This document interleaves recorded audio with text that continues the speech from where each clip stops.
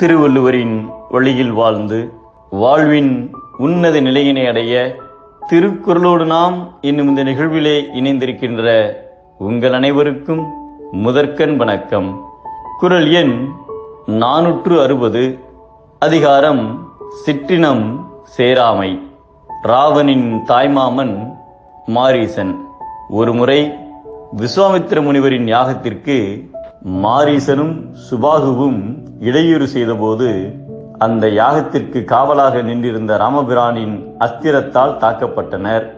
அதில் சுபாகு அதே இடத்தில் இறந்தான். மாரீசன் 800 யோசனை தொலைவில் கடல் கடந்து தூக்கி எறியப்பட்டான். ராமபாணத்தால் வாங்கிய அந்த ஓரடி மாரீசனின் மனதை மாற்றிவிட்டது. அதன் பிறகு ஒரு துறவியை போன்று தூய்மையாக வாழ்ந்து வந்தான். ஒரு நாள் ராவணன் மாரீசனை காண வந்தான்.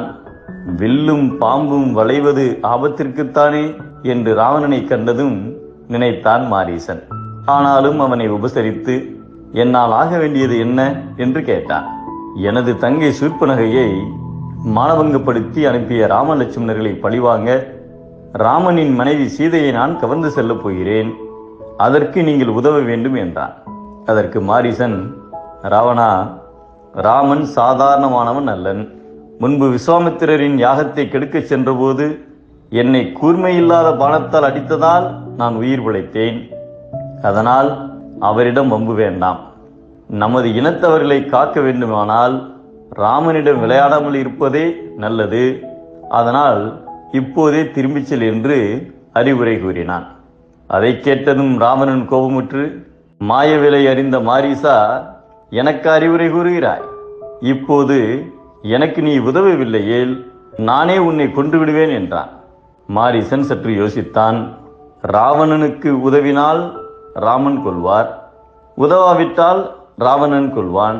இந்த அரக்கனின் கையால் சாவதை விட ராமபாணத்தால் இறந்தால் நற்கதி கிடைக்கும் என்று எண்ணிய மாரீசன், ராமனா, உனக்கு உதவுகிறேன் என்றான். மாரீசன் பொன்மானாக உருவெடுத்து ராமரை குடிலில் இருந்து இழுத்துக்கொண்டு வெகு தூரம் ஓடினான். ராமர் தனது பாணத்தால் அடித்ததும் லக்குவா என்று ராமரின் குரலை போல கூவியபடி உயிரை விட்டான். ஆனாலும் மாரீசன் மனதிற்கேற்ப ராமபிரான் அவனுக்கு மோட்சத்தை வழங்கினார். ஒருவனுக்கு நல்ல இனத்தை காட்டிலும் மேலான துணை இல்லை, தீய இனத்தை காட்டிலும் துன்பம் தரும் பகையும் இல்லை என்பதை நல்லினத்தின் நூங்கு துணை இல்லை, தீயினத்தின் அல்லற் படுப்பதும் இல் என்கிறார் நம் தெய்வப்புலவர் திருவள்ளுவர். சிற்றினம் சேர்ந்தால் தீங்கு, பேரினம் சேர்வதே ஓங்கு.